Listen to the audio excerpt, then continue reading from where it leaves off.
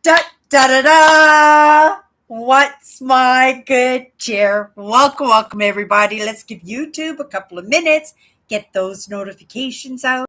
In the meantime, if you've never popped into one of my lives, I am Cindy. I explore the inside and the outside, and I was having a little bit of a disagreement with myself in taking the thumbnail for my podcast today, and it just wasn't happening. It's so bright. All I'm doing is getting a white glare across my screen. And so I said, okay, that's it, right? We'll try one more time. If it doesn't work out, we'll do our live tonight when I get home from work. Hit it. I said, oh my goodness. Well, I can't argue with that one. Not like it was a great one, but it wasn't a bad one. Hit that live button, Cindy. Let's go live. In that hesitation, also in looking for that excuse, because that's what it was doing, is I was looking for an excuse to maybe postpone my doing my live show on Thursdays and Fridays. I like to get the live shows done before I go to work, because I come home and I do recognize that my energy levels are depleted, and I don't care to show up without that fair amount of energy that my brand deserves, that you guys deserve. I just don't want to come in and rush, but also at the same time, I don't want to leave so much space there that, right, I'm sitting here yapping at you guys all day and not getting things done. So I do leave things tight, but tight enough that I can get a lesson in there. And I think maybe there might be a lesson in that, in that, I don't know, that little bit of share that I do, because it's in those stumblings along, when we trying to get things to work for ourselves, or when things are not working for ourselves at all. And I feel that push, like I said. Came in today, I was having problems getting that thumbnail, but I was actually just looking for an excuse to do my live show a little bit later than what I usually do it on Fridays. I could have done it. It wouldn't have been a big deal. I could have done it when I got home today. Even with the limited energy that I would have had left, it comes drummed up. It's sitting there on the surface for those moments that I do have to come to the plate. And right, I use those resources and it always works out on the end. But still, I was looking for that excuse. And why? Well, I was kind of having a hard time deciding how I wanted to come at this word love today. Today's my last chance to, you know, get a lesson out there, not just for sake of getting a lesson out there, but for myself, so that I have something to munch on as I come into my days off and in my busy work week, that I have things to contemplate on, to delve in a little bit deeper if I want to. I think is the reason why I was having such a difficult time wanting to touch on this word love in a different perspective, but in a perspective that wasn't heavy. And I'm saying, well, Friday, it's Friday. We want to keep it light. We want everybody to go into their weekend bright and happy and optimistic and ready to make some movement. But again, I'm looking for an excuse, right? Because I feel that pushback, right? Cindy, you decide. No, you decide. No, I decide, right? Like, and I feel that I'm being asked to expand out of my comfort a little bit, because love, right? Love has come in and out of my life so often, and a little bit is it in that codependent codependent nature that I have. That, a lot of those, right? Those, it's like when you fall in love with your favorite rock star. For me, it was Donny Osmond, right? Depending on what generation you were in, you know how it is to be fanatical about people. I was, right? I was convinced that I was going to marry Donny Osmond when I was a teenager, right? I'd follow him around in his concerts when he would come up to the Vancouver area, whether it was Victoria or another province, even that I would follow his concerts, right? Spend a lot of money tracking him down, right? My future husband, my future husband down. And that wasn't the case. And, as I grew older, we move out of those stages of our lives and we come to recognize that that was an obsession, right? And that is sometimes just even our first taste of love, right? Reaching out to what on the norm would not be reaching out to you. We reach out so far outside of our capabilities of what we can draw in, just so that we're not disappointed, we're not let down, right? Because if we did achieve marrying Donny Osmond, what an accomplishment. What a flag in the in the mound that would be. For myself, I've always been that person, right, to reach far outside of myself. I fell for some pretty amazingly handsome. I've fallen for many amazingly smart, and I have fallen for those alphas because I am headstrong in my own thinking, in my own way of movement. And we all want to feel, we talked about it a little bit yesterday about being contained. And that's not my phrasing in that, but it's my understanding. Like, it's always been my understanding, but in the way it was put, like, we want to be contained. We want to belong to something, right? But sometimes in our own mindsets, right, that we have that dominant trait in us that makes it difficult for us to be contained, right? Not like I'm a wild child. I'm not a wild child, but because of my understandings and in the evidence that have come across my path in my lifetime, my ability to see a truth and an untruth, if I'm able to sit with it for a moment, if I want to be honest with myself, if I want to come outside of that obsession of what I think I love, what I think I'm attracted to, that maybe I might see the faults in that. And I did see the faults in those that I have loved in my life. And whether that was in my sisters, the relationships with my sisters, that beautiful relationship that I had with my father, that he could do no wrong and then come to wake up to realize that, oh my goodness, none of us none of us are perfect. And then when we step outside of that perfectness, we freak out because we go, oh my goodness, so and so saw that in me and they're not going to like me anymore.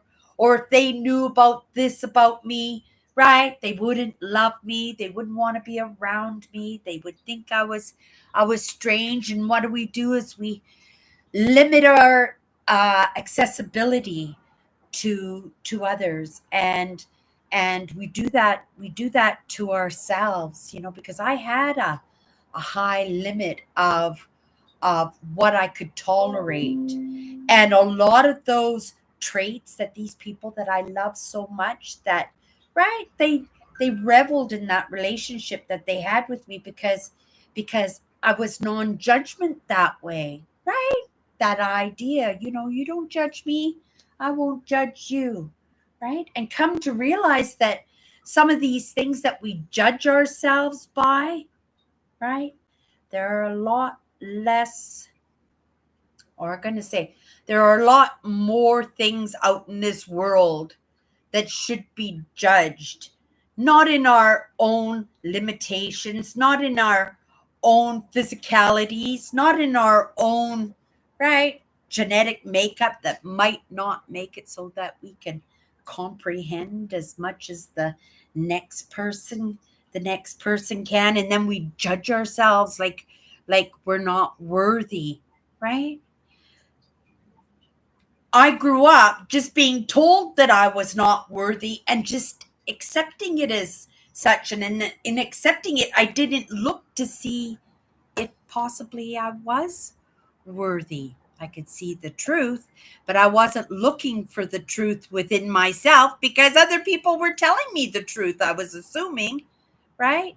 And that was the lack of self love in myself. That was the lack of confidence that, right, I could use my own noodle, or if I could feel things out for myself, that I could judge for myself if I want to, right? Not in a judgmental way, though, right? Judging for the truth, right? Not looking at somebody and going, "Oh my goodness, you got a crooked nose."